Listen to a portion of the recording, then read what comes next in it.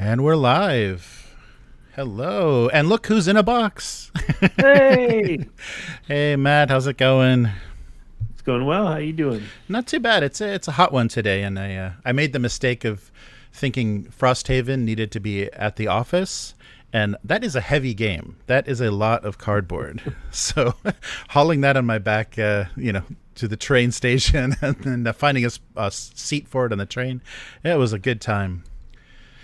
So Cephalofair, pound for pound, it's the best deal in gaming, the best deal in board gaming. If you like heavy poundage, if weight is a factor for board games, those are the guys to go to.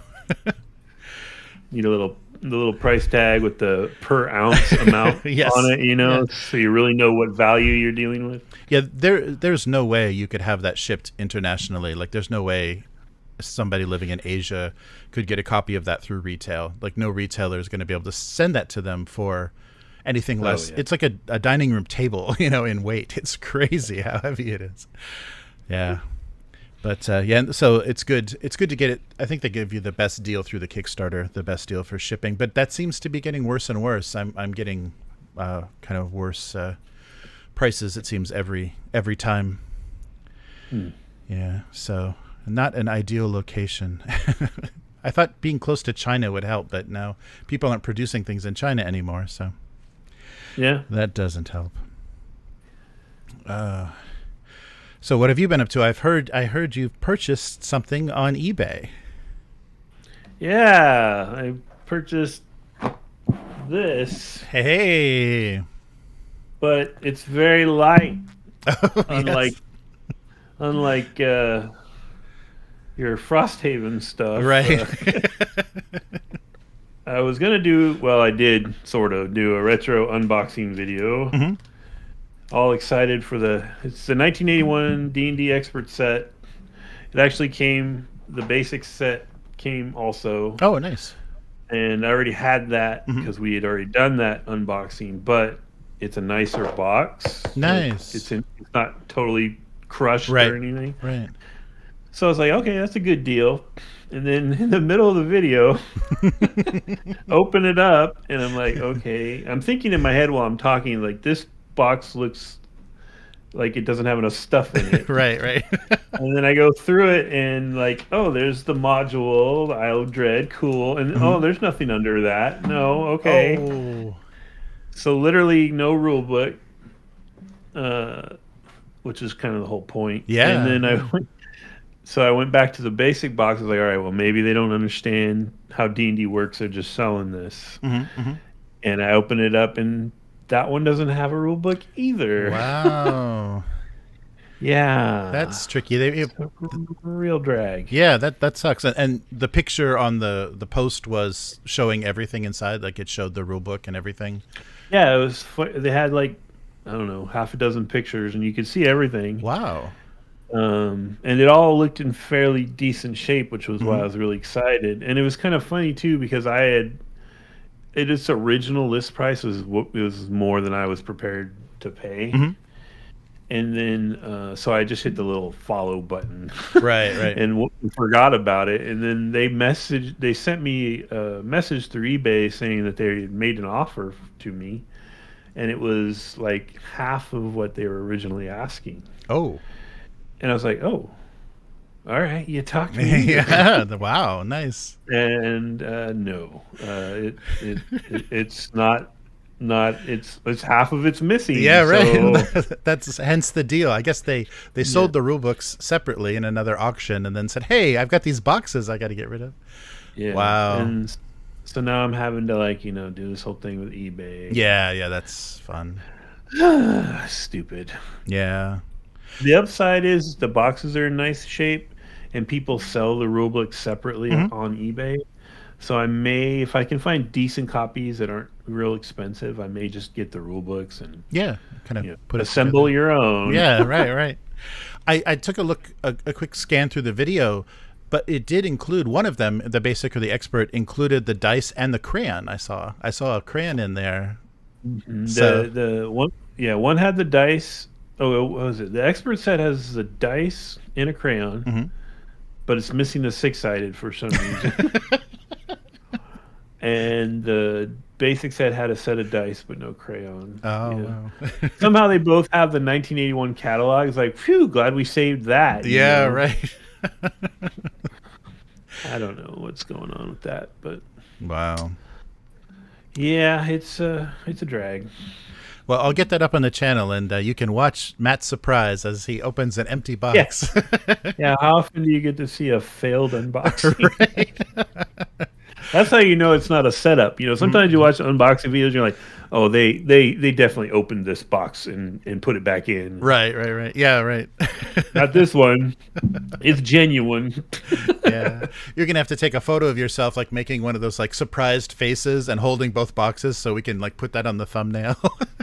Right. Matt, a perplexing unboxing. Oh, man. Yeah, it's too bad. There's sellers, kind of playing around with that because you probably could make more money, of course, breaking it up and selling it piecemeal, selling each component, and hopefully they're not, thinking that way. But, I don't know what the line is because there are sealed ones. I think I shared a link to one with you. Mm-hmm. It was a brand new sealed one, allegedly. Right. That was what was it? Was it like $1,000 or something? Wow, yeah. It was like, oh man. Yeah, that's crazy. Yeah, so that market's it's a little brutal, and they don't have, unlike maybe comic books and some other things, they don't have people grading these books, or aren't booksellers that are, so you can get like rusted out staples and all kinds of ugly surprises in some of those older books.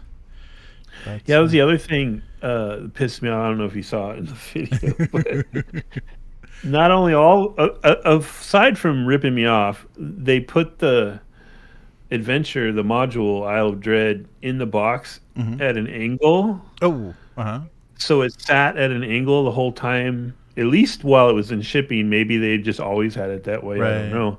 So it has a permanent fold. Yeah. In the book that's like an inch up on the book, and it's a pristine module, it's in great condition. I was so pissed. Wow. Yeah. Just insult to injury, man. We're not going to give you everything, and the things that are in there are going to be damaged. Yeah. Wow. Yep. Yeah, that's tricky. But hopefully without too much misery, you can get that resolved. Yeah, I might. I mean, I think I'm going to end up having to file something with PayPal. Right. It's a mess. It's a mess. But anyway, fun stuff. Yeah, the the old school fun of trying to find all those old books. Yeah, I'm surprised. A lot of that stuff. Some of the Japanese auction sites here have some old role-playing books in English. So I guess expats, come over here and they dump stuff, or they do like what they call the sayonara sales, where they just get rid of stuff they can't ship back to their home country. And I've seen some pretty good condition. Somebody was selling the hardcover versions of all of the Enemy Within series, the Warhammer Fantasy. Ooh. They were in perfect condition. So nice. Yeah, a lot of people that live in Japan kind of acquire that Japanese aesthetic where they keep everything in very, very pristine condition. So used stuff is really nice to buy over here because people treat it really well. But I forget about that when I'm looking at American auction items and stuff, that people just treat stuff pretty badly. Stuff gets pretty brutalized. Yeah. There's not the it's not the same aesthetic, but I've seen some interestingly pristine stuff around here. And it's English, so it obviously is expats, or maybe people that studied abroad and brought stuff back with them, and now they're like, I'm never going to use this.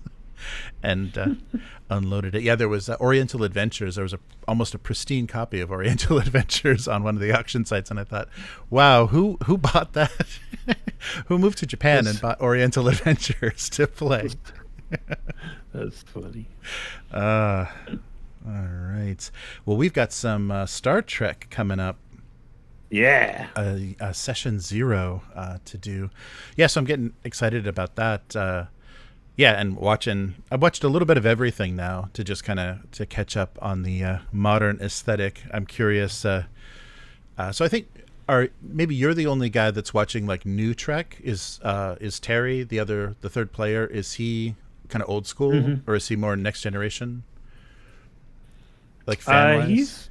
he likes it all. Oh, good. You know, he goes to like conventions and I think in Vegas they used to have that Star Trek experience thing.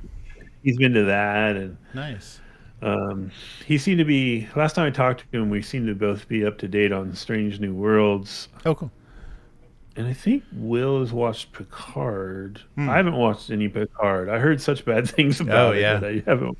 I never started it. Right. Supposedly the third season kind of redeemed it because they brought all the old TNG cast members back and had kind of a farewell kind of thing. But yeah, those first 2 seasons, I mean, basically in that storyline, he's an android now. They just like, to keep him alive, they turned him into an android. It's like, that's not interesting at all. That's depressing, actually. Poor Patrick Stewart. But so we'll see. Yeah. So I'm curious, like what time we're gonna what era we're gonna play in, and how you guys want to set things up. I found a bunch of pretty decent resources. So there'll be a lot of things we can kind of drag and drop onto the character sheets, just like with Vaesen. So the skills and stuff. We can have those, and a lot of the character sheets are clickable, so it'll be easy to run a lot of this stuff without having to write complicated dice formulas into the chat. So good. Yeah, that'll be good. Nice. Yeah, and all the rolls from the character sheet do all of the they tell you the results, so you're not just seeing a D6 result, you're seeing the actual dice for the 2D20. So it's good. Nice. It's good. Yeah, I can't wait to see. But the only problem is there's no good music. I couldn't find anything like evocative enough of Star Trek that was royalty free. So yeah, because I don't want the stream to get shut down by Paramount by Paramount when we are playing. So I tried to find some music, but yeah, we'll see. That's the tough part. But I do have all the old school sound effects. So I've got like a soundboard of all the old school. Oh, cool! Like phaser fire. Yeah, and right, stuff. right. Yep, the doors and everything. Yeah. Yep. Yeah. So everything, we can make some fun noises. Yeah, man, I'm really looking forward to that. It'll be fun. Yeah. Yes, it's bringing back all the memories of John Carter, all of the the 2D20, because you're putting 2 stats together, you're putting a discipline and an attribute together, so it's similar in that way. How's the dice rolling for that work? Do you just click on 2 different attributes and then it rolls them, or? No, you can. It doesn't give you the target number, but you figure that through the 2 stats, and then just click how many D20s you're rolling, and then it'll tell you. Yeah, and I think some of the skills and things that are built in. So we'll have to do a little bit of calculation because focus changes the success, like a critical success. So 1s are always that critical success, but if you're using something that you're extra trained in, then you've got a little bit more of a threshold. So maybe 1 to 4 or 1 to 5 could actually be critical successes. Yeah, so similar to John Carter, what we did. So we'll have to do a little refresher because that was a long time ago. Actually, now. Yeah, right. That's true. It's been a while. That's true. Yeah, and this is a little different too. The way stuff works is a little different, and it's interesting because in that one, in John Carter, you can go and swinging a sword, guns blazing, and this one, to do any lethal damage, you actually have to pay momentum. There's no lethal attacks without paying a price. So if you have no momentum, you can only do like non-lethal damage, or you have to talk it out until you generate something. So you have to fail. Negotiations have to fail before you can take your phaser out. Yeah, it's pretty cool. Yeah, that's fine. It's Star Trek. You're not really supposed to be murdering anybody. Right.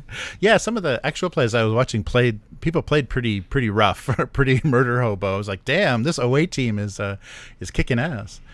But so it'll be a funny change when it has to be the second. Plan B is violence. Nice. Oh, hey, I should put this up on the screen. So we just had a subscriber, yay, just a few hours ago, Augusti Bartrina. Sorry, Bartrina. Thank you so much for subscribing to the channel. Yeah, just did an unboxing. Did you see the household RPG unboxing that I posted a little bit ago? Yeah, I haven't watched the whole thing, but I started it. Yeah, I was surprised. They did a really nice job. I guess their association with Catan served them well because like the quality of the components and the miniatures and everything, I think were helped a lot. They wouldn't have been able to produce something maybe at that level without working with Catan.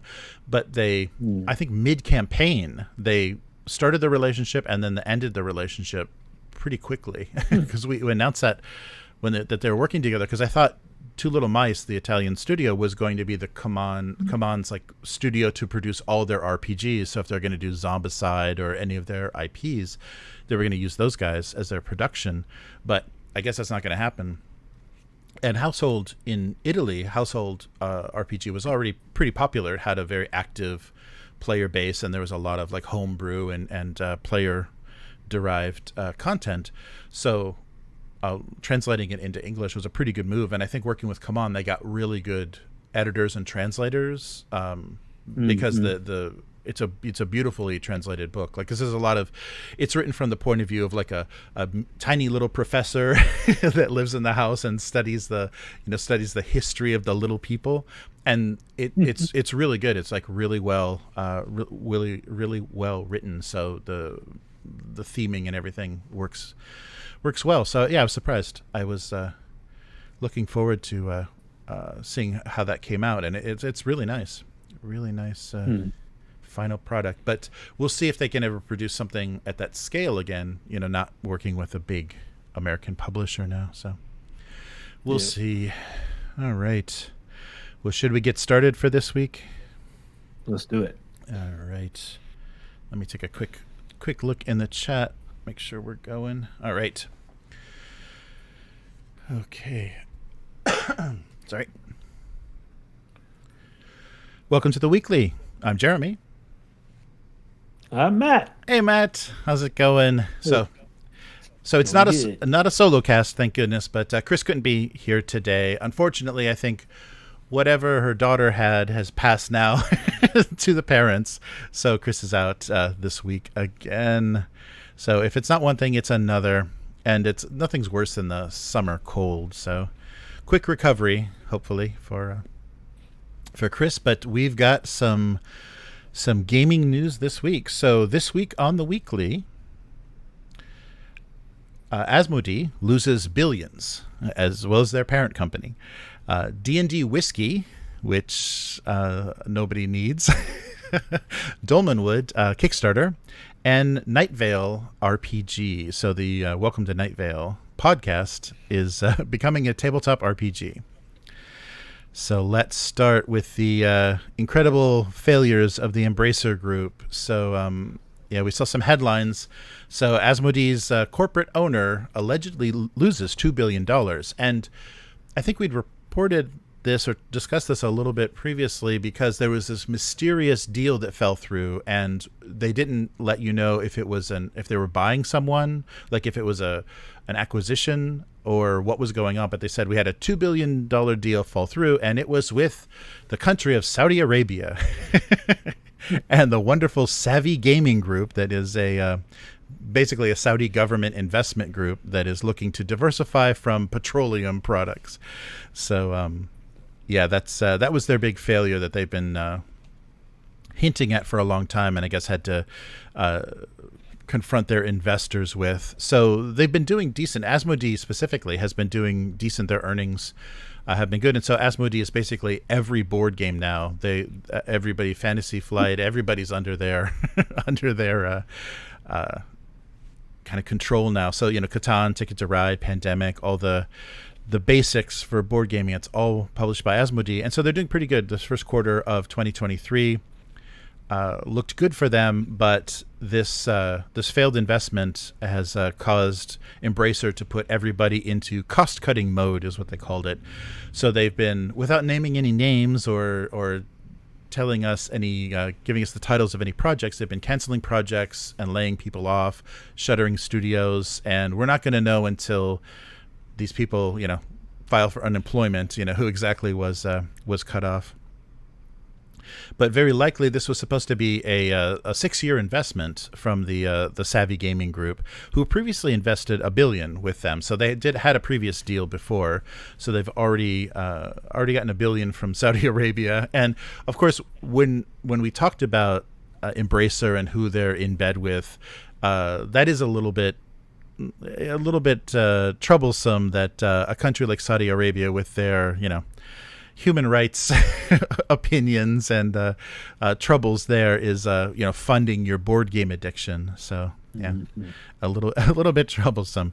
But one of the Savvy executives had a quote that said they have a genuine effort to get into gaming and address professional and leisure interests of the kingdom's youthful population. So I thought that was a good approach. Yeah, so I got to spend their money on something, so why not board games? Yeah, so and of course on the board for Savvy sits Mohammed bin Salam, the Crown Prince of Saudi Arabia. So yeah, make of that what you will. But yeah, so Embracer is restructuring at this point. So they've got currently 17,000 employees, but they're in the process of laying them off and cost cutting. So we'll see. But they did mention, one of the funny things that they mentioned was a huge success for them was trading card games had a 70% increase, and this was due to the fact that they own Middle-earth Enterprises, and the Magic the Gathering Lord of the Rings set that they did was a huge payday for them. So that's funny. I guess that One Ring, whoever that was, Machine Gun Kelly or whoever bought the One Ring card, that went straight into Embracer's pocket. Yeah. I think that Magic set is going to single-handedly guarantee they just keep doing that crappy license strategy. Yeah, it's not going to stop. Yeah, if they noticeably if they saw success from that, then yeah, I think it's going to be never ending. So they'll with that synergy that they're talking about with buying properties and then having and Wizards is probably happy with the results as well. So yeah, Asmodee's been pretty good too with winning awards. So they've had a lot of their kind of family and kids focused games winning awards. So the studios are performing well. It's just the company Embracer overall is not and it may be like a turn of the world economy, because they were saying also that their profits were much better in the EU than in America. So America may be a market in trouble for a little while, and that's why people may be holding back their $2 billion and kind of waiting to see what happens. But there was a great quote in this article talking about the boom and bust nature of the tabletop gaming industry, and then they also said that the industry has to accept, with their ties to Saudi Arabia and the ever looming threat of being thrown on the sacrificial pyre of fiscal stability. So those are comforting words when you're when you can't make your rent and have to get on unemployment. Yep. You were just thrown on the pyre of fiscal stability, sacrificed, as it were. All right. Why do I think some princeling got his daddy to make that initial investment, and then daddy looked at the overall numbers and like, oh, this was a mistake, right? Right. That was your birthday present, but after that, no more billions. Yeah. Maybe Kyle Breen can go work for Savvy. Oh, that would be great. I think he would fit in very well. Managing their portfolio. Oh, man. Well, this is a little D&D news, but kind of a peripheral, kind of one of those third-party peripheral accessory kind of things to the D&D world. So there was an interview in the Hollywood Reporter with Matthew Lillard, and Matthew Lillard, I guess, famously playing Shaggy in the Scooby-Doo live-action movies. So he's been an actor since the 90s, at least.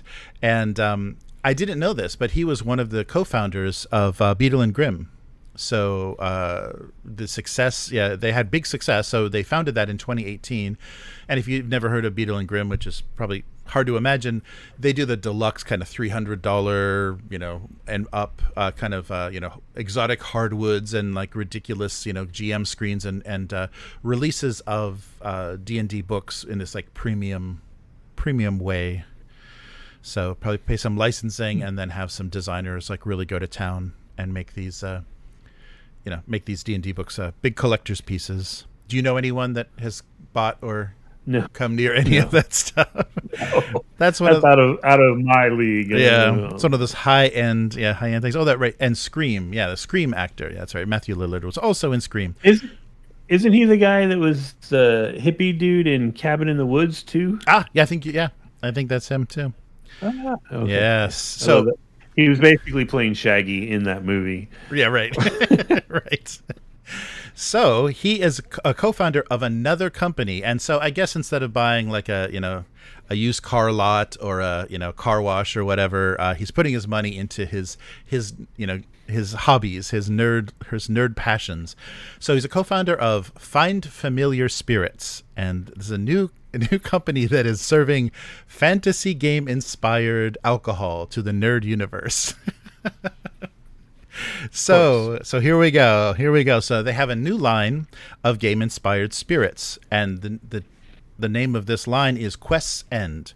It's the debut whiskey from the Find Familiar Spirits, and with his partner Justin Ware, who's a screenwriter, and Blue Run Spirits co-founder Tom Sparapani, they've set up this company, and they're they're going to try to imitate the success of Beadle and Grimm with these premium fantasy gaming themed offerings. So they're going to produce a limited number of bottles of this whiskey, and it is a continuation of an ongoing story. So the first 4 bottles are going to be the Paladin, the Rogue, the Warlock, and Dragon. So the initial release is the Paladin, who is Saren of the Pit, quote, who was born in the fighting pits, a paladin of the god of Inzox. Yeah, one of those deity characters, one of those deities, and it's going to be a straight bourbon blend whiskey, characterized by notes of vanilla and fruit, with an undercurrent of spice to reflect her fighting spirit. So they're trying to make everything about this whiskey narrative, and these releases are going to have a story arc, I suppose. So it's a distilled Indiana and Kentucky whiskey, and it's available for pre-order. So if you need that Paladin to begin your journey through the to the Quest's End, pre-orders are going on starting October 4th with a November release. So I don't even know where to begin with what is wrong with this, but they may be very successful. So they hired a master brewer to kind of formulate these, and an illustrator. So Tyler Jacobson is the illustrator that's going to do all the packaging and bottle labels, and then the brewer is Ale Ochoa, who has carte blanche to create flavor profiles that relate directly to the 16 characters that they're going to be releasing. So this article, I haven't read a Hollywood Reporter article for a long time, but all it was doing is like dropping brand names and stuff. Like during his interview, he just was naming specifically all his favorite gaming accessories and things. It was very odd, maybe just to bring attention to everybody that's in the periphery of the hobby. But Lillard has a quote from this interview, several quotes, but one of them says, each one of the bottles has a map on the back. It has hit points on the side, so as you drink down the hit points, you get stronger. One of the things we wanted to create is something very bespoke, so the bottle is beautiful. You're getting a story, an entire unboxing experience. Ouch. Right. Yes. So if that's not enough, So there's these characters, these whiskey releases that are going to happen, and if that's not enough, the other thing that they're working on is the Fester Purple Worm Kill. So the improv, kind of like whose line is it anyway style improv based around Dungeons and Dragons. That's going to be on the Fast channel, the free ad-supported streaming channel that D&D is releasing. And luckily, it won't be affected by the writer's strike or the actor's strike because it's all improv. Yeah, so they're going to have there's going to be SAG people involved, but they're improving. So I don't know, and maybe they've already shot a lot of this stuff. So they're going to do 21-hour episodes that are going to feature Lillard himself, Seth Green, Skeet Ulrich, Patton Oswalt, Deborah Ann Wolfe, Todd Stashwick, and Michael Irby. So a lot of people that have been involved more or less with various nerd hobbies. So and this time he says the table is 100% new people cycle through a new DM, a new world, and the whole conceit is that there's one monster and everyone dies in the end. So okay, that's the next thing cooking. So this is a busy guy. He's deeply devoted to his hobby, and maybe the acting roles have dried up a little bit. So he's taking that money, and moving it over to his hobby. And that seems to be a big pivot for a lot of these actors, right? Mm-hmm. I mean, Manganiello pivoted to D&D. Deborah Ann Wall pivoted to D&D. Well, I guess Vin Diesel still does movies, but I don't consider them movies. But anyway, he tried to pivot to D&D. Right. And then the booze thing too, like that's a thing. Ryan Reynolds sold his own thing and made a whole ton of money off of it, to the point where he's buying sports teams. Yeah, right. And who's the first? I feel like Sammy Hagar was the first one to really do that. Yes. Like he did his tequila, and then he made a mint when he sold it. Yeah. Is it official? Is it licensed? I think it is. The way he's talking about it, it is. And maybe to the extent that the Beadle and Grimm stuff is. So if they're going to use, well, I don't know. I mean, now that everything's in Creative Commons, who knows if they even have to pay for that? If you want to call something, I guess if they're using, if that's an actual D&D god name, if that's like a Forgotten Realms god, the god of life Inza, then perhaps if they're going to use some things that refer to properties. I was just wondering if it was going to say Dungeons and Dragons on the label. I wonder. Because some people would buy it just because of that. Yeah, no, definitely. If there's an ampersand on it, they're gonna pick it up. Yeah, I'm not That's sure. My latest. All these spin-off products drive me nuts. The latest one that slipped into my algorithm is these it's like an owlbear roll-on deodorant or something, and I'm like, oh my god, go away. Yeah, they said when those retail numbers were leaked for Dungeons and Dragons, what are the top selling books? It didn't beat the three, like the Player's Handbook, the Dungeon Master's Guide, or the Monster Manual, but it was right up there. Was the D&D cookbook? So yeah, those kinds of projects seem to be doing stuff. But so they said they've already been talking to producers who have incredibly successful IPs that they want to build in-world whiskeys into film and television. So this company that they founded, they're going to probably do some other themed whiskeys, seeking out other IPs that would make a good series of whiskey releases, I suppose. But so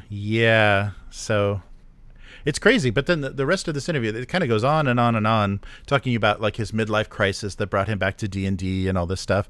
But then he drops I don't play D&D unless I'm near my Nespresso machine. And of course we play on our Wormwood gaming table. We use Dispel dice. We use we have the WizKids pre-painted miniatures on the table. Oh my god. On top of our Dwarven Forged terrain. I'm just like, what is he doing? What is this? It was a very strange paragraph where he just name dropped these brands of everything that's on his table. So, and I don't know, maybe that's a Hollywood Reporter thing. I haven't read one of these interviews before. But the interview ended with a real on a real high note. So the last thing he said was, "So there you go, and look out, Oprah." so, What? so I guess he's looking to be the Oprah Winfrey of tabletop gaming. I don't know what that was. Yeah, but yeah, those interviews are pretty intolerable. Hollywood Reporter writes some pretty brutal stuff. So yeah, if you've got, I can't imagine these things are going to be less than $100 each, these bottles, if they're limited edition. Okay. So if you've got money to spend and you need to drink a paladin, because you'll be gaining hit points as the whiskey is consumed. So that's how it works. And there'll be a map. And how long have they been working on it? Because isn't good bourbon aged for at least a few years? Right. Yeah, so maybe they're doing blends. So maybe they are just buying up already distilled and just blending it, putting it in a bathtub, stirring it around, pouring it into a really bespoke bottle, and kind of like that old moonshine. The what they did during Prohibition for. Oh man, I have no idea, but yeah, very interesting. I was that really caught me off guard, and his whole description of like how they want this. I can't. I mean, you're going to have to be older to want to enjoy this, cleverly themed whiskey. I don't know. It's very strange. You don't want to like put that bottle on the table and have your game group just like down a bottle of Paladin before the session.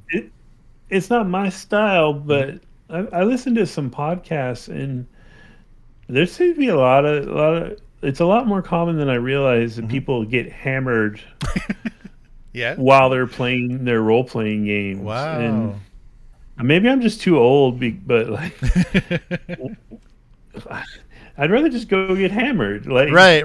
to try to stay in a game at the same time. I mean, try to add 2 to your roll when you're intoxicated. Yeah, it's like I got no idea what's going on.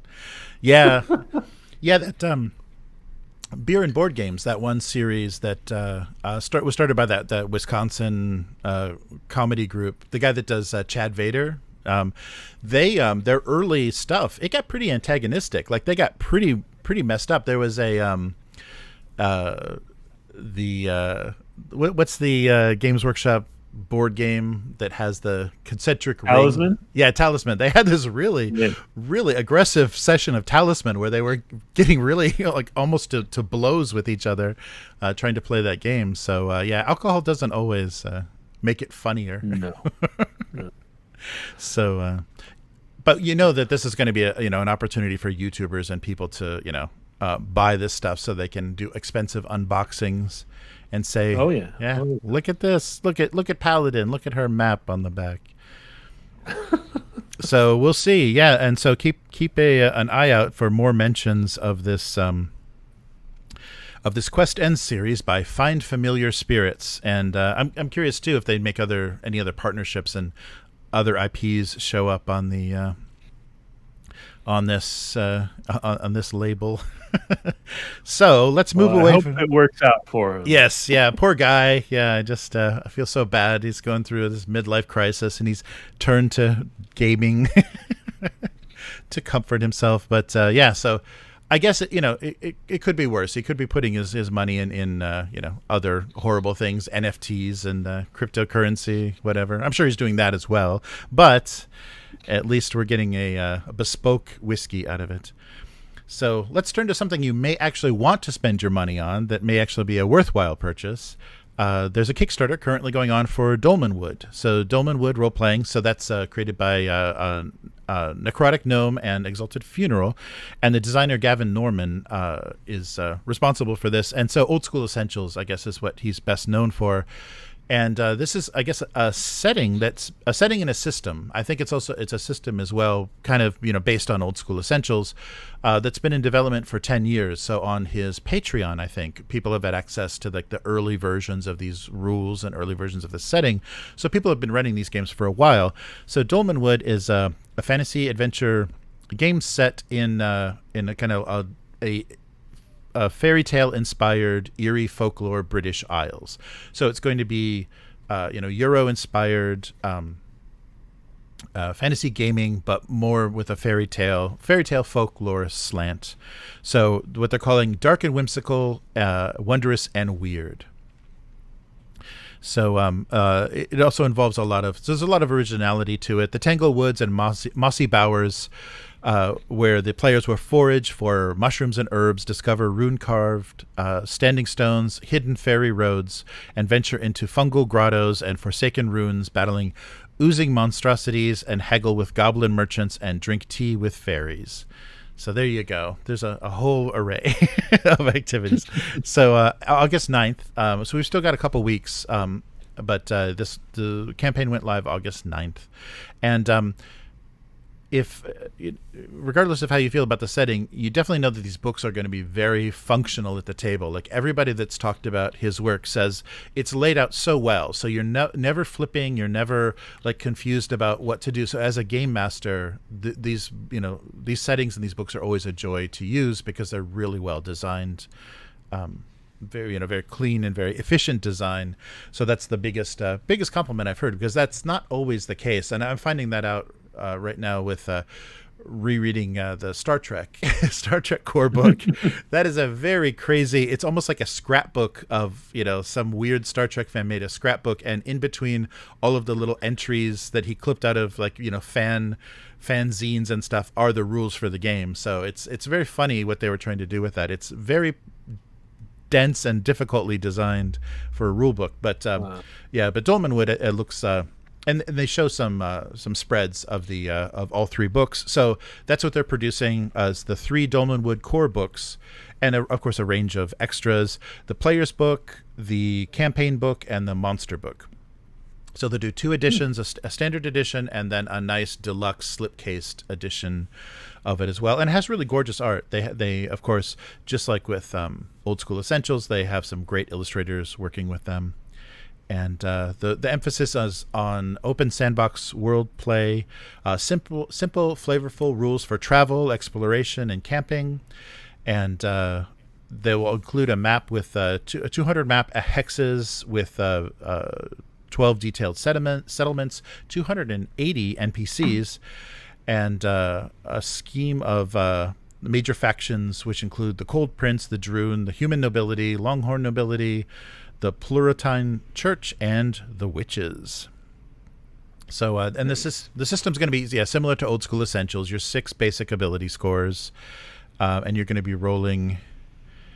If it's old school, then you're going to be rolling d20s. But nice, clear procedures for travel, camping, settlements, dungeons, encounters, and combat.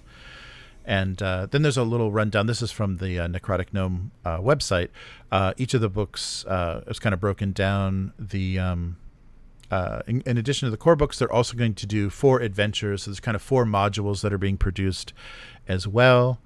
A set of 11 resin character miniatures, a GM screen, a cloth and poster maps of the Dolmenwood, and then also an 8-track, which will go up possibly to 11, depending on stretch goals, Dolmenwood soundtrack album, which will be pressed on 12-inch vinyl or digital download, depending. So they're very old school with all that they're doing. And then a full set of Dolmenwood kind of moss-covered fungal dice. So they're very, very thematic dice. So, there's a preview. There's a 76-page preview you can download right now on both the Kickstarter page and the Necrotic Gnome website if you want to get a look at the rules and kind of if the setting is for you. And I've just heard there's so many YouTubers that just sing the praises of this setting and said that they've run campaigns already with the beta rules and they just love it. It's a very, very fun experience. So the player's book is 192 pages, 6 kindred, 9 classes. Campaign book is a 464 page. It's a big one. 7 factions, 12 settlements, and then all the hexes described. And then the monster book is 128 pages with 134 monsters and 580 encounter seeds, plus a list of 348 monster rumors, I guess, kind of adventure hooks to bring people in, and then 28 NPC stat blocks. So lots of content So those three books, you should be able to run run Dolmenwood for quite some time. Maybe an equal number of the years of development. So you get 10 years of adventuring from 10 years of development. Hopefully, it's a 1-to-1 kind of ratio. But if you're a fan of Old School Essentials, this is definitely a campaign worth checking out, because I think it's just been kind of waiting to get to the point where they're ready to crowdfund it, because it's been in the works for a while. So have you heard anything about the setting, or do you know anyone? Well, yeah, actually, like, it existed, at least to some degree, for quite a while. Mm-hmm. Like, I want to say it was he released zines or something, because people, I've heard podcasters talk about Dolmenwood and playing with Dolmenwood. So it's in one form or another, it's been around for a while. Mm-hmm. And kind of like what you said, it got a ton of praise. The Old School Essentials part of it, because that's basically taking, this stuff, right, and making it modern and user friendly and easy to index and look up things, and because that stuff isn't. Right. And that's always been the thing I heard about Old School Essentials, was how they streamlined it and made it very accessible, and organized, very organized. And right. So I'm looking at the Kickstarter right now. It looks like they're at 1.1 mil, with 14 days to go. So, nice. Yeah, they're going gangbusters. Yeah, and the 3 books are pretty reasonable. Yeah, the basic set, I think it's like $60, something like that. It's like the deluxe, where it's like if you wanted the nice slip case and everything, it's like an additional $30. But I think it was like maybe $90. I think it's like $30 a book. But these are pretty meaty books. So it's it seems like a nice set, and they're not going crazy with the pricing, even in the deluxe version. Yeah, because that's basically I love what you were reading about them having all those adventure seeds and monster rumors in there. And it made me think that now that Dragonbane is out, right, pretty much everyone who Kickstarted has got it, and people are ordering it now. And on their Facebook group, they're getting a little bit of pushback here and there from folks that I think are coming strictly from sort of the 5th edition community, because Free League does adventure sites, right? So they're really stripped down with a basic story and basic adventure location details. And people are kind of pushing back, like, what do I do with this? There's not enough information, Right.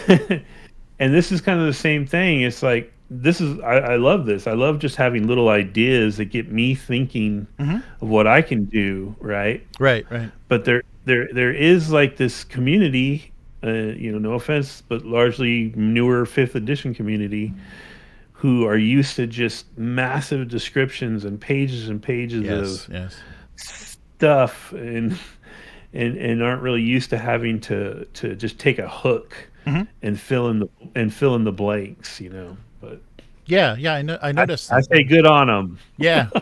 No, I think that's true, because it's, you're not going to railroad anybody through an adventure site, for Dragonbane or any of the other Free League games. They really leave it open to what the group is going to be interested in doing. And I think they work well. But you're right, though, compared to what Wizards releases, where you basically have this this here, then here, then here, then next, and now they go down and here, and now they're in the sewers, and now they're in the church, and it's very different experience. And because that was the I saw those same kind of complaints, and so I wonder if the box set of Dragonbane that they released, they should have kind of marketed or branded it a little bit different as like a starting set or a beginning edition or the first step in something, so that people, because there's so much content, for the settings that were developed from the 80s, for that game. So I wonder if that is a missed opportunity to say there's a lot more coming. If you like this, there's a lot more, a lot more to come. Yeah, I don't know. we'll see. But yeah, so Dolmenwood seems to be doing okay. Yeah, I'm worried. The shipping for Exalted Funeral projects is pretty dear to Japan. I paid some high prices for Old School Essentials to get to my door, so yeah, I'm a little reluctant to go too heavy. But it looks like a great campaign. Just tell them if you get it, tell them do not mark this as furniture or whatever it was that you got nailed on. Yeah, that was bookcase. Yeah, bookcase household. That's right, because it was for the household RPG. So it said household bookcase, and I paid for wooden furniture, whatever the tariff on wooden furniture was. I paid for that RPG. Yeah, I've had a string of bad luck. It's made the unboxing. I can always start the unboxing with a bad importation story, but other than that. Yeah, so no good. So well, at least you're getting what you ordered. Yeah, exactly. I'm not getting empty boxes. Yeah, that's true. All right. So one last. This was an announcement that was at this recent Gen Con. So Welcome to Night Vale is going to get a tabletop RPG. So the podcast sensation Welcome to Night Vale has partnered with, of all people, Renegade Game Studios. So these are the makers of the G.I. Joe, Transformers, and Power Rangers RPGs, licensed RPGs. Okay.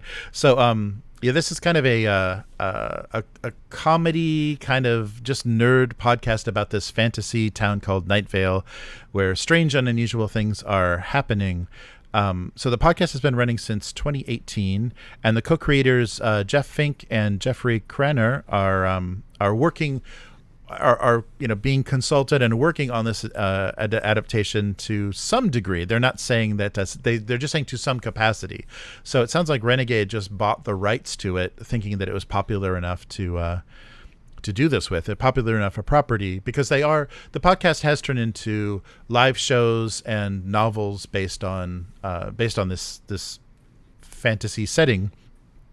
And so sometime in 2024, we're going to see the Welcome to Night Vale role-playing game. So a quote from Fink, one of the co-creators, is, "For over a decade, Jeffrey and I have been building the world of Night Vale with our podcast, touring, live shows, and novels. Now we cannot wait for people to finally get to step into the world themselves and start telling their own stories about a weird little desert town." So, actually, sorry, not 2018, 2012. So June of 2012, Welcome to Night Vale premiered as a bi-weekly podcast. Now, of course, they've stepped it up into live shows and a series of novels. So it's a little fictional desert town in the American Southwest where supernatural events, horrific entities, and extra-dimensional shenanigans occur.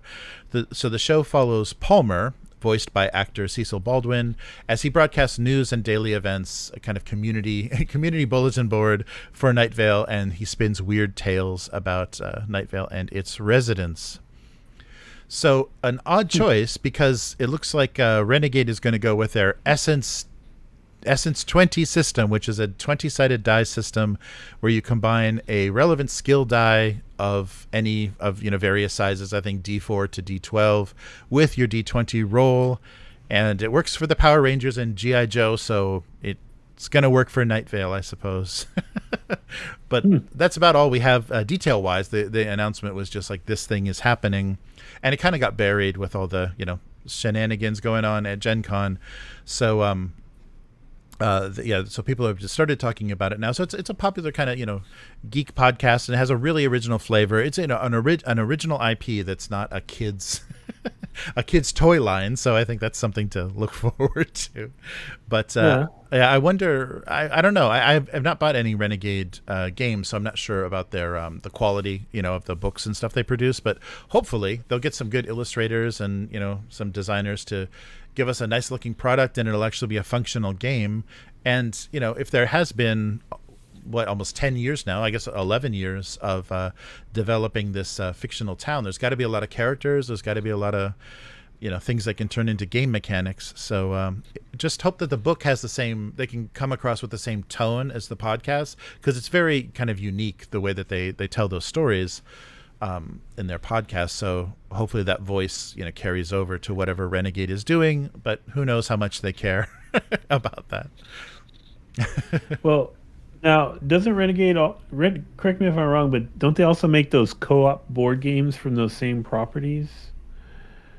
Oh, maybe. Yeah, I think they do. Yeah. The G.I. Joe one and yes. Because I've played.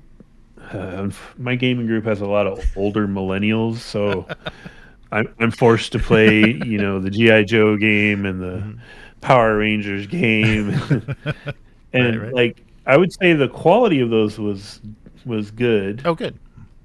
I didn't like the game. Yeah, right. But the quality was good. And isn't Renegade the company that was like sending cease and desist to people using Renegade in their titles of things? I think they were. That's right. Yeah. There was that. Yeah, that Kickstarter, right? The Kickstarter that was using the name Renegade for their game. That they cease and desisted. Yeah. Didn't want any confusion to happen. Yeah. Not cool. Yeah. So who knows how they're running things? And I think the rules writer for Warzone Eternal is his big. I don't know if he's on staff or he's a contractor for Renegade, because I think he worked on the Power Rangers and a lot of that stuff. So the Brian Steele, the guy that wrote the rule set for Warzone Eternal, he's a writer for Renegade. So maybe he'll get involved in the Welcome to Night Vale, depending on how big a fan he is. Well, I had never heard of the podcast. You had to fill me in on it, but that's not necessarily an accurate reflection of how well known it is, because other than a few like history podcasts and comedy podcasts, I mostly listen to gaming podcasts. So yeah, right. I don't, I've heard of one similar to this. It was affiliated with NPR. But it was like a murder mystery. It was straight. It didn't have like supernatural or weird stuff in it. I don't. Yeah, this game, or I'm sorry, this what will be a game. This podcast had a really unique tone, and because it came out so early in the kind of podcast popularity, it really stood out as being a unique, original way to do a podcast, because they were just telling this like wacky story and staging it as a radio show. There was a radio show happening in this town, and just this DJ was basically telling you what was going on, and it was just weird stuff. And so when you're listening to it, kind of that War of the Worlds feel. It's like, this sounds like it's real, but it's too weird. It's really, really over the top. Like, what's going on here? It doesn't make any sense. Yeah. So it has a nice comedy element, but along with all the supernatural and everything, it's really well done. It's like a really unique kind of original property. So I hope they do it justice, and we'll find out. And I know nothing about that game system. What did you say it was called? Essence? Essence 20, yeah. It's like a 2d20 and then an additional die based on your skill to give you some benefit.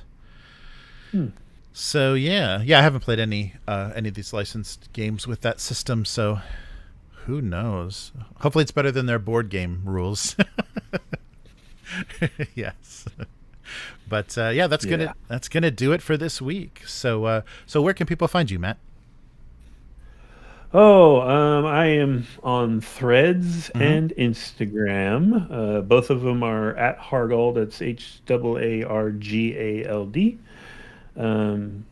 Where I don't know. I've been posting. The Threads community is pretty fun. Like the gaming folks, everyone feels kind of like a refugee from the Dead Bird site, and so everyone's been really cool. And occasionally post my gaming thoughts, but I like to, interact with a lot of other gamers on there. So that's fun. Oh, good. Yeah, that's about it. Nice. How about you? Excellent. So yeah, I'm still doing my abuse cartoons live stream. So the drawing my domestic abuse cartoons. So if you search abuse cartoons on Twitch or YouTube, you can find the live stream. And if you want to read the cartoon, it's a single panel gag cartoon I've been doing forever for 20 years, and it's available on GoComics, so gocomics.com/domestic abuse. And if you'd like to support what we're doing here with the weekly, consider becoming a weekling. The one of our tiers on Patreon. So patreon.com/upturntable allows you to interact with us, tell us what you want to hear on the podcast, and you'll get access to a lot of exclusive content for our actual plays and live streams and audio dramas and lore videos and all kinds of good stuff. So you'll get stuff early as well as stuff that nobody else sees. And you can also get that same benefit by joining. So if you're watching this live stream on YouTube, the join button below will let you become a member and give you that same sort of access. So that will do it for this week. And so Upturn Table on all social media. And thank you so much, Matt, for broadcasting halfway across the world, all the way to this this little live stream. I appreciate no problem. Appreciate having you here, and I will see you tomorrow for our session 0 of Star Trek. Star Trek Adventures. Yeah. So some more 2D20 fun. So it'll be fun to get back into that. So that'll be if you subscribe to the channel, you'll get notification when that goes live. And so about 24 hours from now, we are going to be rolling up characters for Star Trek Adventures. So thanks for joining us, and we'll see you next time. Goodbye. Bye.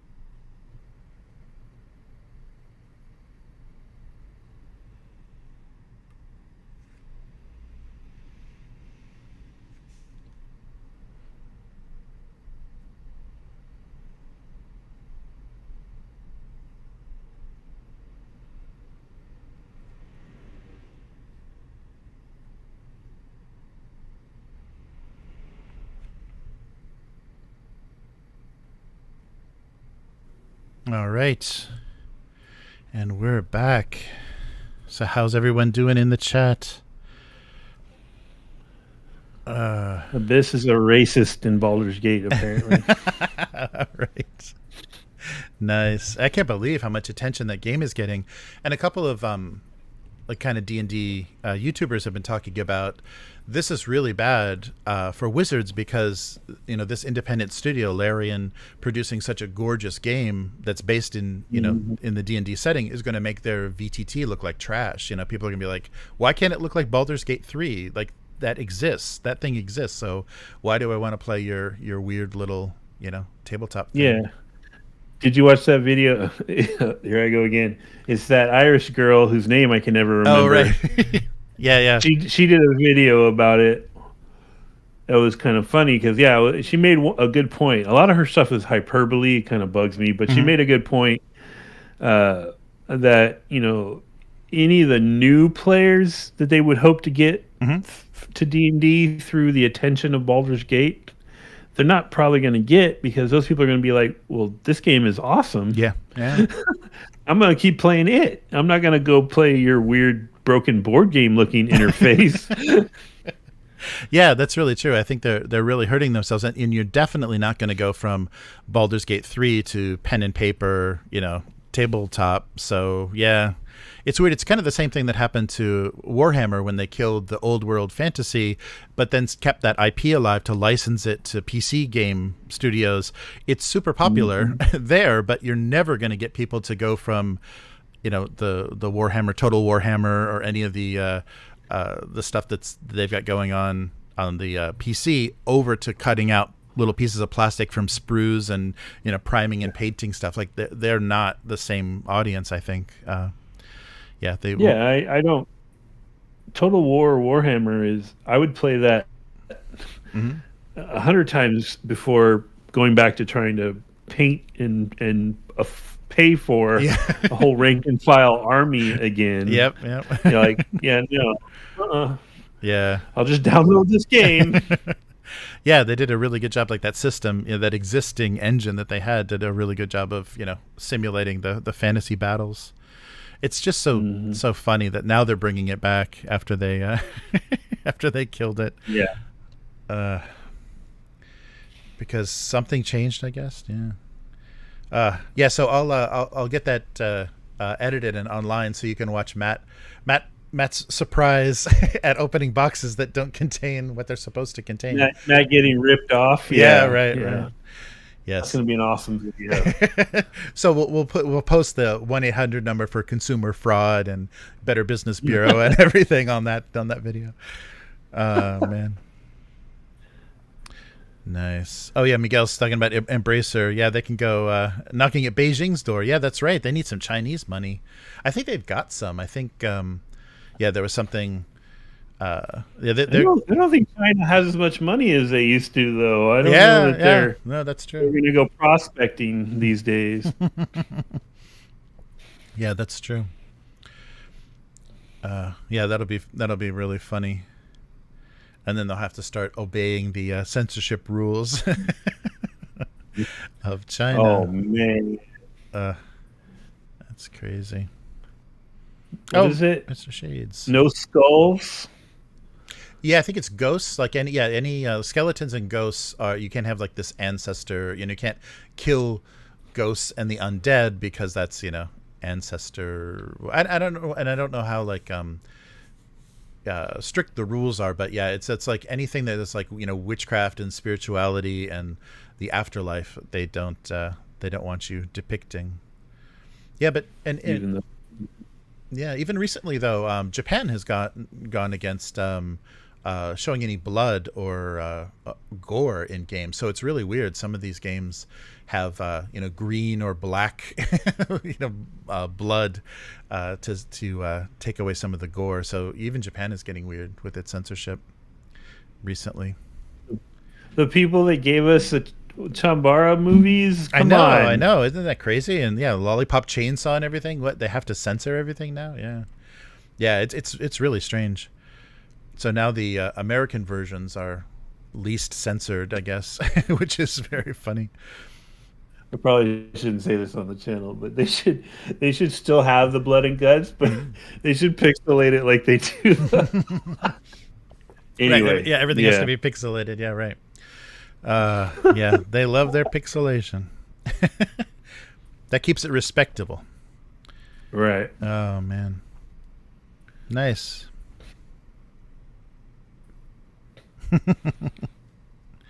Oh yeah, Mr. Shade says, yeah, they're gonna think every licensed set will sell like Lord of the Rings. Yeah, right, and it'll be diminishing returns over time. Yeah, very good point.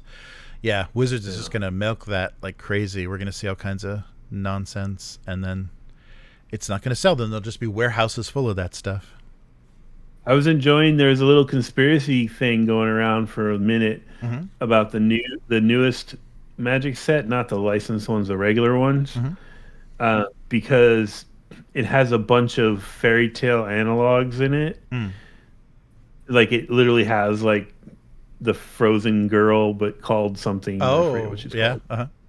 Right. So there was this conspiracy theory thing happening where people are like, oh, so they just did that to kind of get the jump on Lorcana. Right.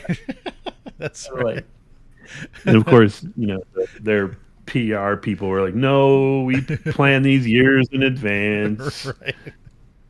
But like, yeah, but it's cooler to think you did that. Yep.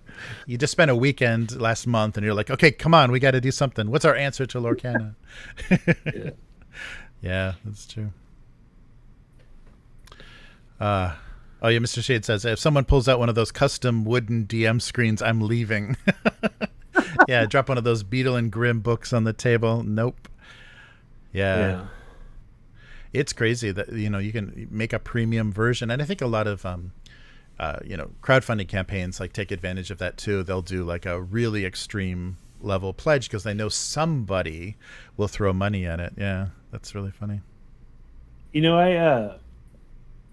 I use a tablet now when I run games in real life and when we play, and like I don't know that I even would think about setting up a DM screen at all anymore. Oh, right. You know what I mean? Like, I don't know. Yeah, that's true. Because unless you needed, because everything if it's on a screen, then it's not going to be exposed anyhow. Because off angle viewing is hard on. Yeah, and the other reason people would do it is to kind of like keep their dice rolls hidden, right? To fudge things or whatever. Right. And I'm just not into that anymore. So yeah, that's funny. Oh man, Miguel said there's an Apex Legends cookbook. Ooh, what kind of recipes does that involve? Oh, that's so funny. Yeah, I don't know. Yeah, the characters, it's just a team shooter. Yeah, Owlbear deodorant, right? That's so funny. Yeah, a lot of that stuff. Weird. Yeah, a lot of people are doing like social media ad campaigns for just like weird random stuff for tabletop. Yeah. Oh my god! And the promos I was gonna send you a link. Do you watch Screen Rant? Do you watch that Screen Rant guy at all? A little bit, yeah. I know that channel, but yeah. That's not Screen Rant. The other one, Screen Crush. Oh, maybe not. No. The Ryan Airy guy. He does like breakdowns of episodes of fantasy and sci-fi TV. Anyway, I was going to send you a link to his Ahsoka review. Oh, because I think he's kind of vibing with it the way you were. Like I think you would agree with a lot of what he was saying, but his sponsor is that Magic Spoon, like no carb cereal. Right. And usually, like he'll just find a spot in there where he talks about it for a minute or two, so you can fast forward whatever, right? Well, this time he had a couple film TV critics on in little boxes like me, and to talk about the show and get their opinions. And while he's like facilitating the conversation, he's eating the Magic Spoon cereal with the box right there next to him. Right. And it was just so annoying. I was like, dude, this has gone too far. Wow. That's weird. Yeah, through the whole. So they didn't want a mid-roll ad. They wanted the entire stream, entire podcast to be him slurping. I mean, it on was cereal. just for that segment, but still, it was like 5 minutes or something. Yeah. I was like, my God, dude, come on. That's weird. Yeah, I've seen a lot. I think one of the requirements for that, to get that sponsorship, is you have to eat it. Like, you have to eat it on camera. So I've seen everybody that has that stuff busting open a box and eating out of a bowl on camera. That's funny. Yeah. So we'll see. So speaking, so since you brought it up, the Ahsoka show is.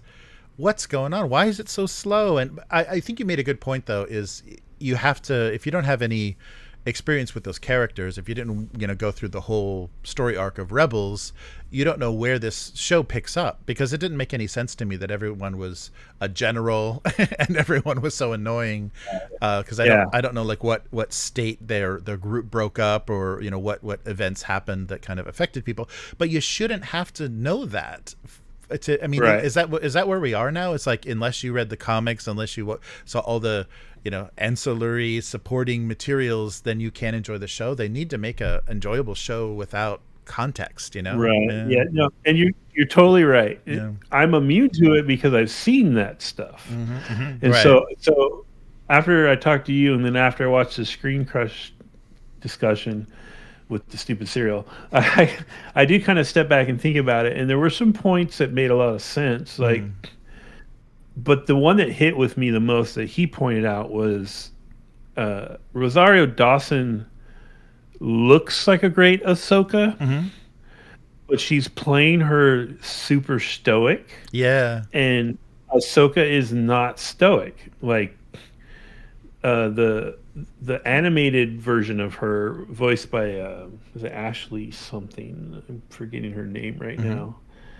It was super like forceful and always jumping into things, right? And so they wouldn't have all these weird quiet moments with that kind of Ahsoka around. Right. Yeah, so, that's true. I think that's a choice they let Rosario Dawson make, or Dave Filoni had her make. I don't know, but that was probably a mistake. You know what I mean? Yeah. And there's a lot of baggage from their relationships from the old shows that, if you don't know about, is kind of like, well, what are we doing here? Right? Yeah. Why? What? Yeah. And then there were some director choices that he broke down that I was like, now that I think about it, that wasn't so great. Like the hospital scene where she's trying to override the droid's brain, and it's supposed to be like really tense because it might explode, right? And the whole time Ahsoka's just sitting there like this, right? Yep. And nobody. It's supposed to be this super crazy dangerous thing, and nobody seems worried except the other droid in the room. And like, it makes sense now that I think about it when he was talking about it, because it's like, in Dave Filoni's brain, he knows Ahsoka is very powerful with the Force. She will be able to react right before the explosion, But nobody watching that's going to pick up on that, right? It's supposed to be a tense scene, and everyone's totally cool, And it's like, that was a bad choice. Right. Yeah, I like the fact, though, that it looked like she was playing an old ColecoVision when she was trying to decode that. I love the design of that console. Was like, wow, that's like early TV game style. That was very yeah. And there's a whole thing with Ezra Bridger that, if you've ever watched the Rebels stuff, it's like, well, him being missing is a huge thing. Yeah. That for these characters, and affected them greatly. But if you don't know that background, then it's hard for you to kind of take ownership of the story and like be bought into it. You know what I mean? Like, and I think they're just overestimating how many people watched Rebels. It's like just floating around on streaming now, so it's easy to get a hold of. You didn't have to have to watch some cable, cable channel reruns, but it's very odd. Yeah, I think they're underestimating the popularity of some of these series and how many of the kind of target audience, the demographic skews pretty old for a lot of Disney Channel stuff, a lot of the early Star Wars fans, so they're not going to be able to tolerate getting through a kids show to get background on some of this stuff. And they almost should have done, I think somebody on some podcast suggested that they should have had like some flashback scenes, live action flashback scenes with maybe different actors playing younger live action versions to give you a little more context of the death and the heartbreak and stuff that happened during this during their previous adventures. Yeah, I heard that pointed out too, and I think that would have been good, but they're probably afraid of doing that because of how much flack they got for doing that in the Boba Fett series. Right. Yeah, that's right. I don't think they can win. I think they should shut it all down. Yeah, just let people wait a couple of years, start to come miss back it. with something. Yeah, come back with something that's Star Wars, but it's not reliant at all on the history of Star Wars. Yeah. So you don't have the prequel trilogy, sequel trilogy, or old school people like weighing in at all. It's just like this is Star Wars again. Yeah. So we're gonna try to get the hashtag going. Not my snips, I guess, is what you're looking for. Rosario Dawson's performance means that's not the Ahsoka. Not my snips. I remember there was a good video that I saw about that Ahsoka character, about how they kind of stealthed her into Star Wars canon, and it was like not a character anybody really liked or wanted to deal with in the beginning, but somehow they made her enough of a the kind of audience's window into like Jedi and everything, being the Padawan, that people accepted her like pretty without too much fuss, and that's pretty funny, because they just kind of stealth this character into the Clone Wars Clone Wars storyline, and now she has her own show. That's amazing, because she was just a little Cartoon Network kind of throwaway thing. Yeah, and I think like I said, that character, the way it was portrayed in more, I would say more later in Rebels, but just a very forceful personality, and we're not reading. That's not reading on the TV show now. It's not coming across. Yeah, and I feel that like padding that they're doing, this long drawn out conversations, and like they're not even like walking down hallways and having these stupid meaningless conversations. They're just standing still. It's like, at least walk. Like George Lucas made you walk down a green screen hallway. They're just standing there, and the opening scene, like of her just like turning those little like 70s airport ashtrays to align them. It's like, what are we doing? That took forever. That was like a real I actually posted on Threads about that one, because basically what happened right there was Ahsoka solved a Skyrim puzzle. Right, yes. Which revealed the fifth element. Yes, it did. Which she knocked apart, and inside was a Kingdom Hearts treasure sphere. So like they were covering all the bases with that. They got a lot of crossover fans involved in that. Yeah, that's true. It's very funny. And the fact that in the crawl or whatever, that it's like immediately they're saying they're looking for a map, and I'm like, oh, we already did this. We already looked for a map. Do we have to look for another map? Let's not look for a map anymore in Star Wars. It's funny because there's a lot of, because they changed stuff, right? Because the whole Thrawn was supposed to be in the uncharted part of the galaxy, but now they're saying he's in another galaxy. And the witch lady, whose name I'm forgetting right now, the great actress, what's her name? I know. Anyway, she refers to some ancient, powerful people in that galaxy. So the theory is that they're gonna bring in a new threat from this other galaxy, and that's where the Ray trilogy is going to go. Oh, of course. So, yeah, they're gonna set something up like that. Yeah. So in a couple of galaxies far, far away, Yeah. a long time ago.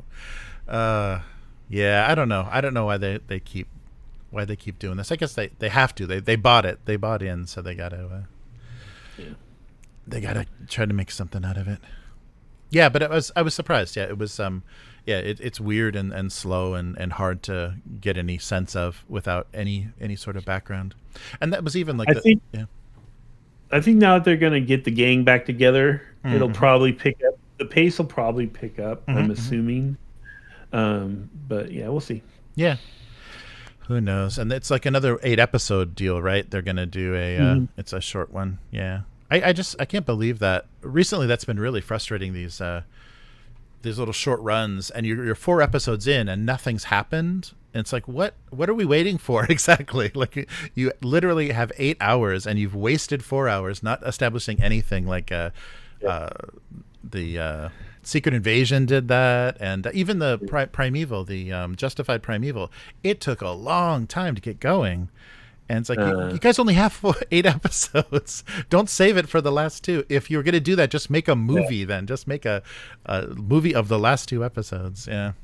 And if they're really struggling to stretch it out, we're going to get 1 or 2 episodes with one of the characters from one of the other shows right.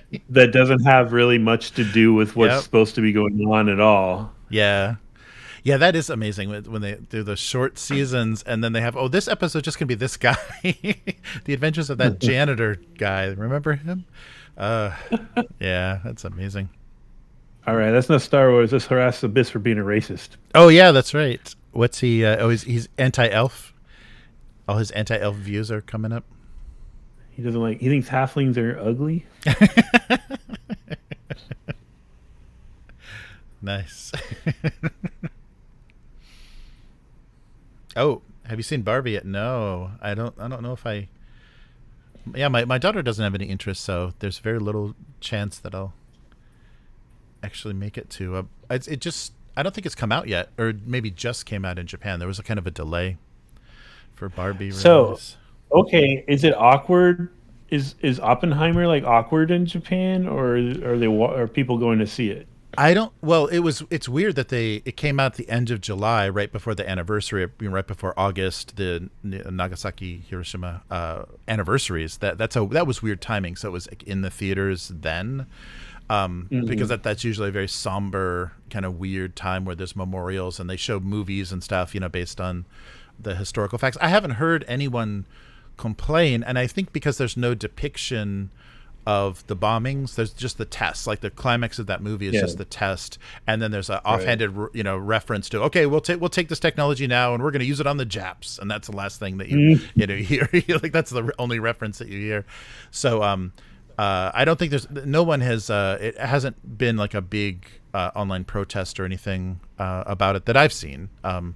But it's just kind of weird timing. It's weird that they should have maybe just held it off until like a January release or something here, because for it to be in theaters during the time of the actual bombings, anniversary of the actual bombings, is a little strange. Yes. Because over here, I'm sure you've heard about it. We have this weird cultural thing of the Barbenheimer. Yes, right. Where people are going and seeing a double feature of Barbie and Oppenheimer, right, and it's like the yin and the yang kind of thing, which is interesting. It's an interesting development. But not to be not to be shown up. The remake of Saw and the Paw Patrol movie got together to do Saw Patrol. Did you hear that that was Paw Patrol? that was. So you got to go see Saw and the Paw Patrol movie as a double feature. Oh, okay. Yeah. Yeah, that synergy. Will traumatize the children. Yeah, right. Well, any excuse for people to dress up for movies, I think, is, it's getting out of control, and it's just, I guess, because, we're back in the theaters. Oh, did you see Dune, the second Dune movie is going to get delayed till next year because Yeah. they can't promote it. Yeah. So that with the strike, they're going to be delaying a lot of things. That's really disappointing. I was looking forward to that because I missed the first one in IMAX. It was only in IMAX theaters for like a week, and it got pushed out by freaking Eternals, that Marvel movie. Yeah, that Really? that really sucked. It was barely in. Why was that in an IMAX theater? I don't know. But yeah, so that was a real shame. So I just saw it on a regular screen, but I was hoping the second one I'd get a better chance, and maybe with delay too. I regret not seeing it in IMAX. I would definitely try to do that for the next one. Yeah, but I heard I follow Dana Gould on Threads, and he writes a lot, so he's big into the strike stuff now. Right. And he said that they got an offer that looks pretty good. So it's getting close. Yeah, it might be getting close. Oh, nice. Of course, they're going to want to coordinate it with the actors' strike too, though. So right. Because actors, they kind of came in solidarity. So yeah, we'll see.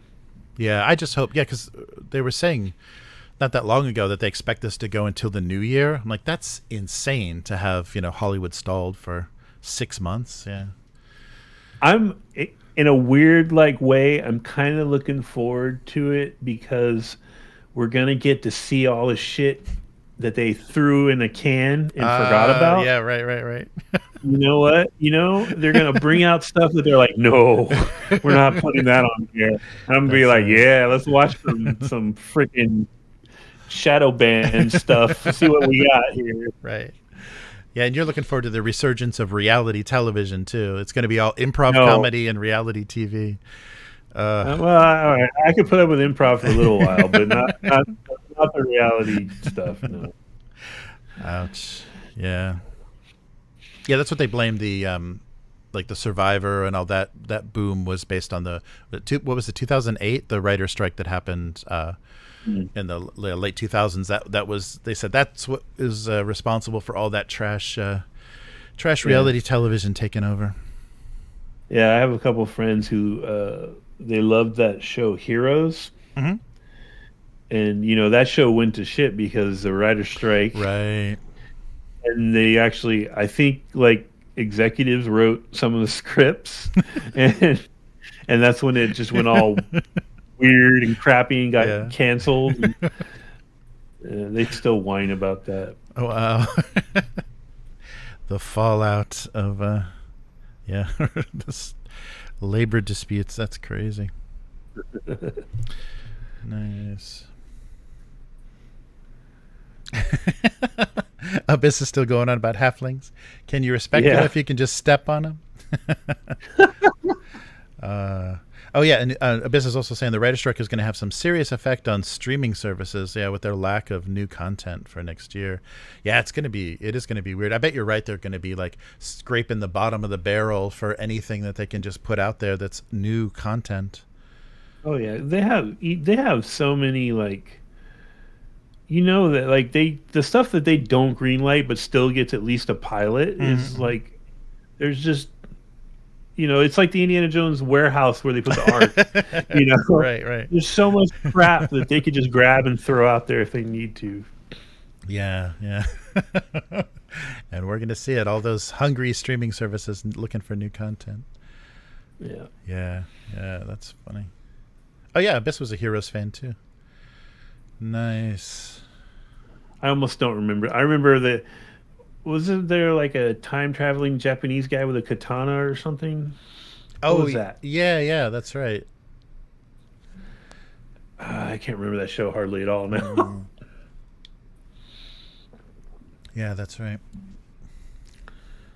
And it was up against Lost, right? Am I confusing those? No, I think so. What did it say? Yeah. Yeah, I think so. Yeah, it was because this was before all the, Marvel movies and stuff were really taking off. So it was a fun, take on superheroes and stuff. We hadn't seen anything like that. Yeah. It's a shame it went all sideways. Oh, man.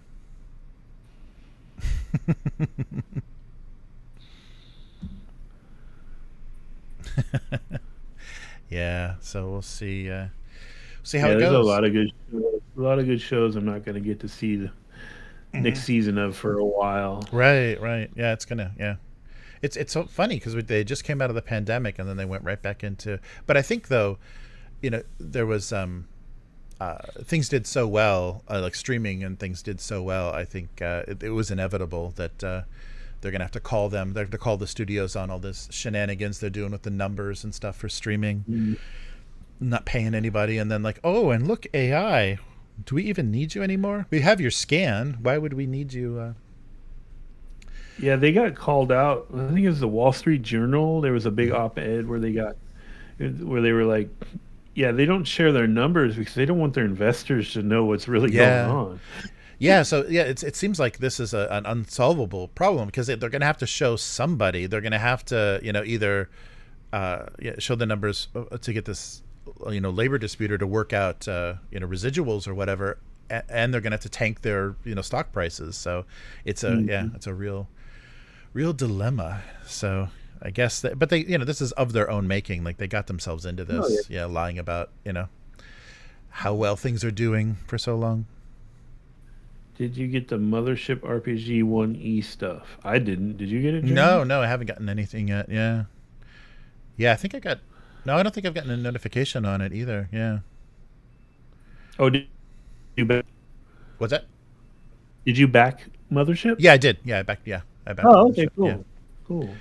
I backed it. Yeah, I backed it. Yeah, kind of on all their supporting stuff. I've seen some people, showing photos online that they've been getting it in the U.S., but nothing here so far. I was looking at the Pirate Borg. Mm-hmm. Oh yeah. And I mean, it looks okay, but like, I feel like the novelty of those Borg games is kind of wearing off on me. Like I'm kind of like, oh yeah, like another something Borg. Right. Hey, wait, we're playing Star Trek tomorrow. Don't be anti-Borg. oh, well, that's a different Borg, but yeah. Right. Oh, I'm gonna do that if we ever meet Borg. Mm-hmm. I'll be like, did you know in the ancient Earth language Swedish, your name means fort? That'll be shocking to them, yeah. Nice. Yeah, I can't wait to see what you guys want to play as far as species and your different assignments, your different divisions. I'm gonna be boring. Like, I mean, it might change tomorrow depending on what everyone else is thinking, but right now, what I'm imagining in my head is kind of just going to be human. It sounds kind of boring, but the concept that popped into my head for it was very human. I think That's cool. Yeah, and I think it's good. It's probably better to have the alien or the species diversity be more rare. To have more human involvement. It'd be fun with the tension and stuff too. And there's also there's not so much, you don't get so much benefit from your species as you do from your training. Like they emphasize like your Starfleet training is what gives you a lot of the skills and traits. So that's good. It's kind of a life path thing, sort of, right? Yeah. Is it as like fraught with chance as like the Traveler life path system, or is it more like you can direct it to get to where you want to go? You can direct it in with all of you don't really have to roll randomly at all if you don't want to, because if you have your character concept, you can, because so much of this is about crafting a character, and there's not much there's not XP, like you're not going to level up these characters, so they want you to build like exactly the kind of character you want, and the focus for each of your different disciplines is something that you craft yourself. So you have a high science skill, and you can say whether that's biology or medicine or what that is. So they give you a lot of flexibility to how capable your character is, and then how you want to direct them.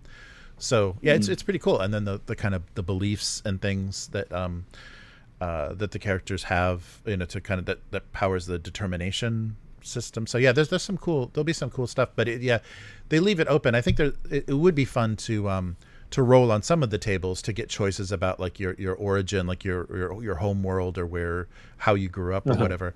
But as far as like how you want to progress through Starfleet, that doesn't seem like it would be a random thing. So if I want to be like the exuberant, bright-eyed ensign, is it gonna kind of disadvantage me statistically? No, yeah, it won't. Because everyone has 2 career events. So those could be, something that just happened like within a year of each other, or something that happened over the course of 20 years. And I forget the. I think you just get one less. Like belief, I think if you don't, but the thing is, you acquire that. So the interesting thing is, the younger characters just have things in their character sheet that aren't filled out yet. So you can do those as you play, and the older characters can have things more established. Is basically the biggest difference in the life path.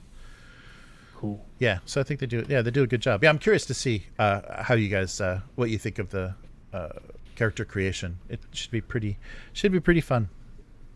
Yeah, I'm looking forward to it. Nice.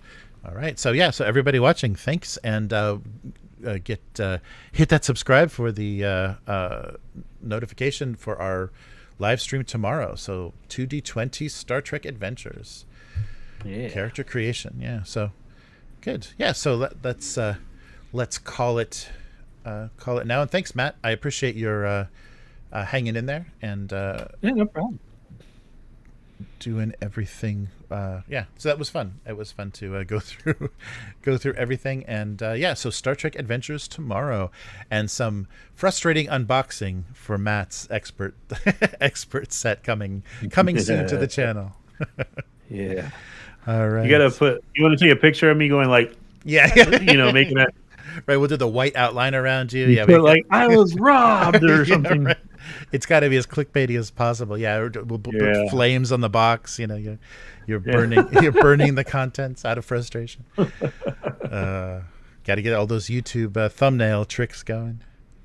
Mm-hmm. All right, very cool. Yes, another unboxing, says Abyss. Yes, yeah, as a very special unboxing, Abyss. Fraught with fraud. Yes. The authorities have been contacted. Yeah. All right. So everyone, thanks for hanging out in the chat. Abyss and Miguel, Mr. Shades. Good to see everybody. Oh, and there's this guy Matt. I don't know. He's got a lot of a lot of comments in there. But very cool. I didn't even rent anybody. I'm kind of bummed. Nice. There weren't any strange visitors from Kick this time. That's good. All right. Here you go, Abyss. That's for you. Nice.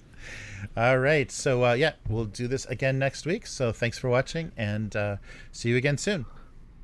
Bye. Goodbye.